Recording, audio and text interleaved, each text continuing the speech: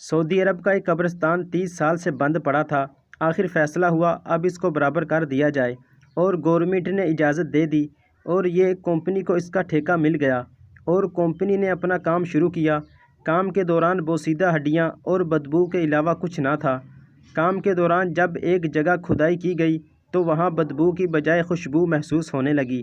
مزدوروں نے کمپنی کو خبر دی اور انہوں نے محکمہ اموات کو اور دوسرے اداروں کو خبر دی اور کام روک دیا گیا، اور جب سب لوگ جمع ہو گئے تو کام دوبارہ شروع کیا گیا۔ زمین کی مٹی انتہائی نرم تھی اور اس میں کافور اور مشک کی خوشبو ملی ہوئی تھی۔ پھر ایک میت ملی جس کا کفن ویسے کا ویسا تھا۔ ریکارڈ چیک کیا گیا تو پتہ چلا آج سے 30 سال پہلے دفن کیا گیا تھا۔ خیر قبر سے نکالا گیا اور مردہ کا چہرہ کھولا گیا تو وہ تر و تازہ جیسے ابھی ہی فوت ہوا ہو۔ گاؤں کے لوگوں نے پہچانا کہ یہ فلاں کا بیٹا ہے۔ وہ شخص بہت ضعیف تھا، چل پھر نہیں سکتا تھا۔ جنازہ اس کے گھر لے جایا گیا، باپ کو دیدار کرایا گیا۔ اس نے شکر کرتے ہوئے کہا، اے اللہ تیری قدرت، 30 سال پہلے جنازہ نکلا اور 30 سال بعد پھر اسی حالت میں گھر لا کر مجھے دیدار کرایا گیا، تیری قدرت کا کیا کہنا۔ اور روتا جا رہا تھا اور اس منظر نے سب کی آنکھیں نم کر دیں۔ پھر اس کی اجازت سے دوسرے قبرستان میں دفن کیا گیا۔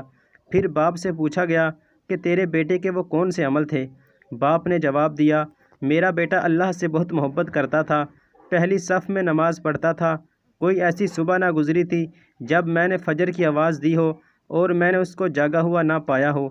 کبھی کبھی تو وہ اذان سے پہلے ہی مسجد چلا جاتا تھا، کوئی نماز قضا نہیں کرتا تھا، اور تو مجھے پتہ نہیں کہ وہ کچھ کرتا ہو۔ قرآن میں اللہ نے فرمایا، جو اللہ سے محبت کرتا ہے اللہ بھی ان سے محبت کرتا ہے۔